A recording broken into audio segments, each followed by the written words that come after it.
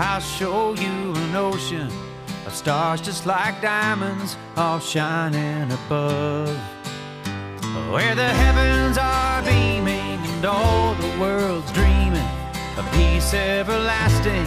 And ain't it enough? Ain't it enough?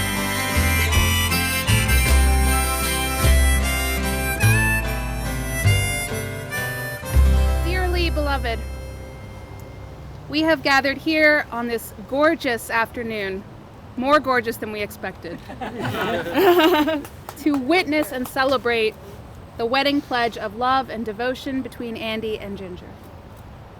In the quiet and the beauty of this moment, we give thanks for all of the rich life experiences that have brought these two to this moment in their lives. We are especially grateful for the values that have formed and shaped them from all of those who have loved them and nurtured them. That's you.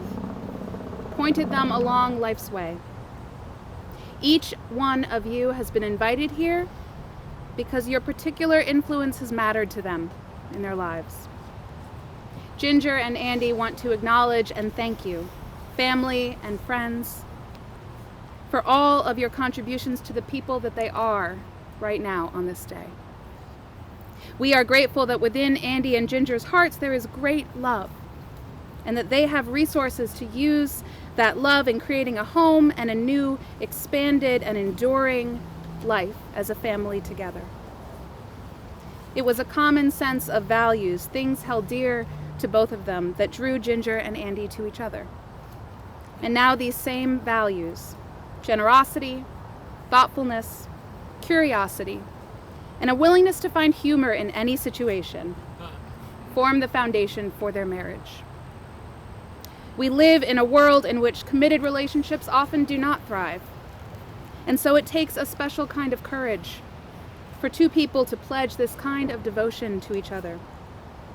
In the presence of such commitment, I welcome you to participate in an age-old and familiar ceremony, made new and fresh by the qualities that Andy and Ginger bring to it. As they make their promises to each other, our prayer is that they may make them with deep sincerity and mindfulness. May this day be only the beginning of a relationship that has already grown and will continue to grow and mature with each day and each year, until the latter days become even more wonderful than the first. There's a brief reflection I want to share with you from the writer Cindy Brandt. Cindy and her husband, many years into their marriage, wanted to celebrate a kind of unremarkable anniversary. I think it was their 13th anniversary, maybe unlucky number 13.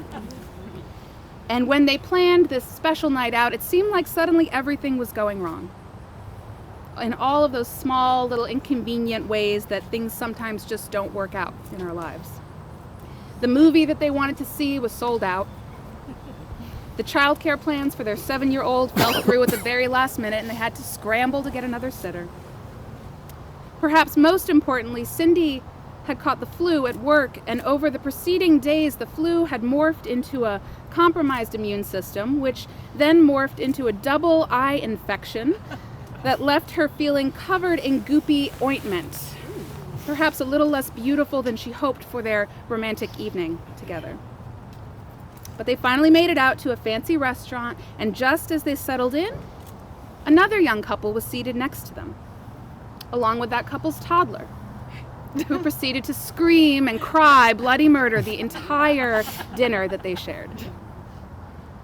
Reflecting on that anniversary evening, Cindy said, "We long for magical experiences in our lives, where every plan is executed with precision and every dream looks just like we thought it would.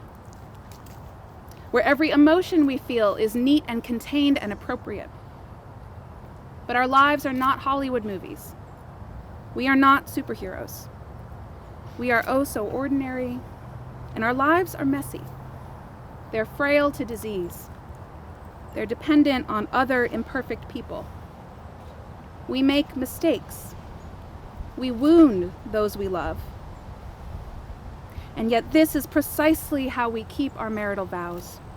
We make the choice, despite our imperfections, again and again, to come together. We show up anyway.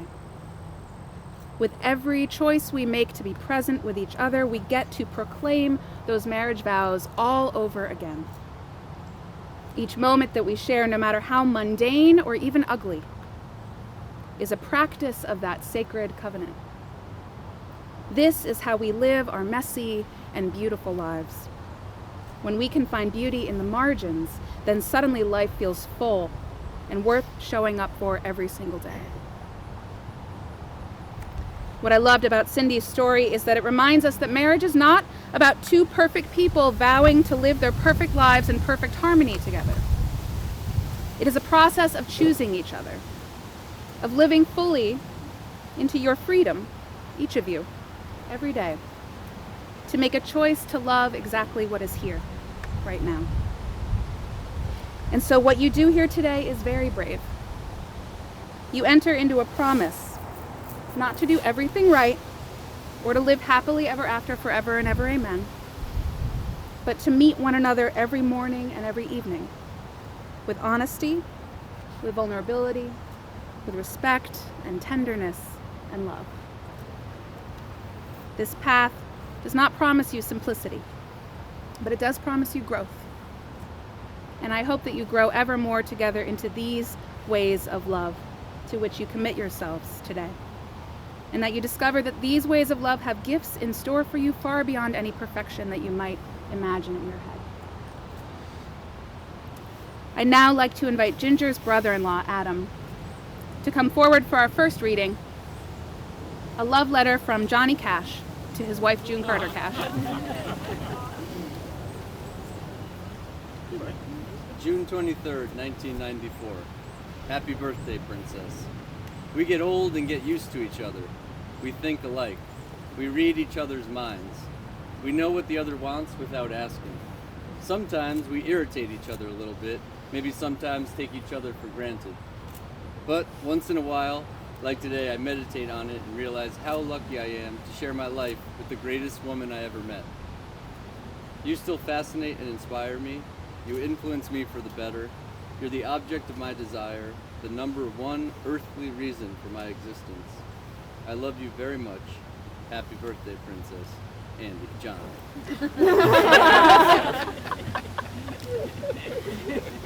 Thank you, Andy.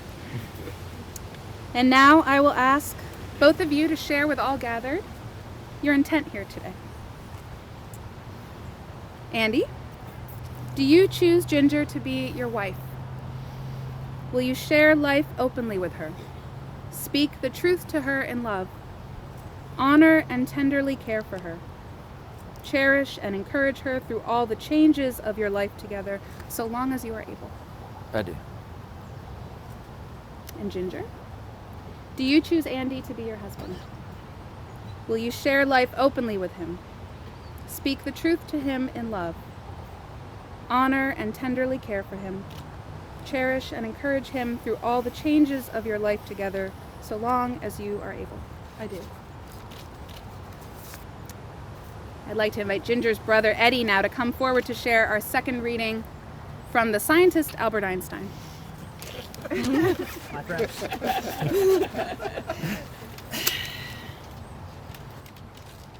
Albert Einstein.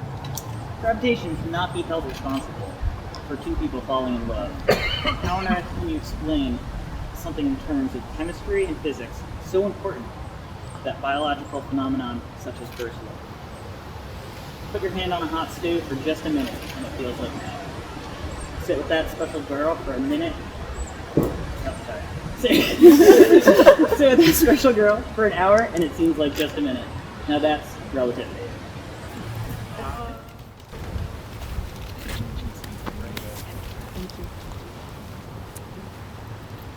Andy and Ginger, I invite you to take each other's hands as you share your promises to each other and take the vows that will bind you together in marriage.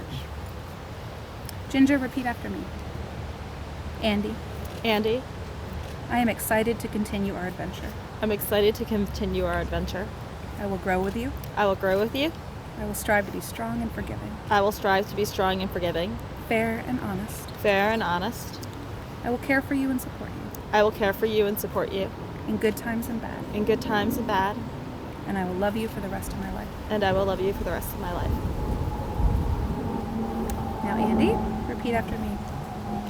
Ginger, Ginger, I am excited to continue our adventure. I'm excited to continue our adventure. I will grow with you. I will grow with you.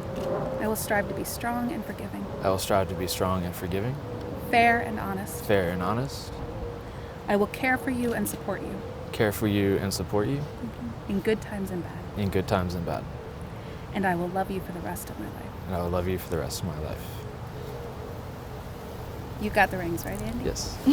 We hope so. These rings will forever be the symbol of the unbroken circle of your love. The ring is an outward and visible sign of an inner commitment, not symbolizing the possession of one person by another, but marking the deep and abiding love that you both share. Love given freely has no giver or receiver, no beginning or no end. And so may these rings forever remind you of the vows that you've taken here today and the ways that they connect you. All right. Yep. Got it. Good. So, Andy, as you place your ring on Ginger's hand, repeat after me. With this ring, With this ring, I pledge my love to you. I pledge my love to you. And Ginger, as you place your ring on Andy's hand, repeat after me. With this ring, With this ring, I pledge my love to you. I pledge my love to you. Other way. And I'd like to invite Ginger's cousin Eve to come forward now to offer our final reading from the Chinese folk Yue Fu poetry tradition. I want to be your friend forever and ever. When the hills are all flat and the rivers are all dry, when the trees blossom in the winter and the snows fall in summer, when heaven and earth mix, not till then will I part from you.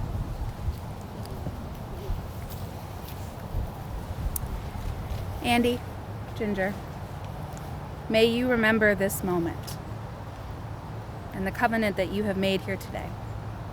May life for each of you be enhanced because of the other.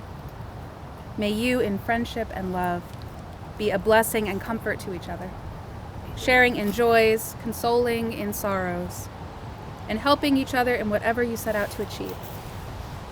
May you, trusting each other, end up trusting life itself and not be afraid. May your home be a place of happiness and laughter for those who enter it, a refuge of calm and a place where all people can be renewed in each other's company. And may your life together be a source for each of you of peace and love and joy, now and in all of your days. In the presence of all of the beloved friends and family members gathered here, I am delighted to pronounce you husband and wife. You may kiss the bride.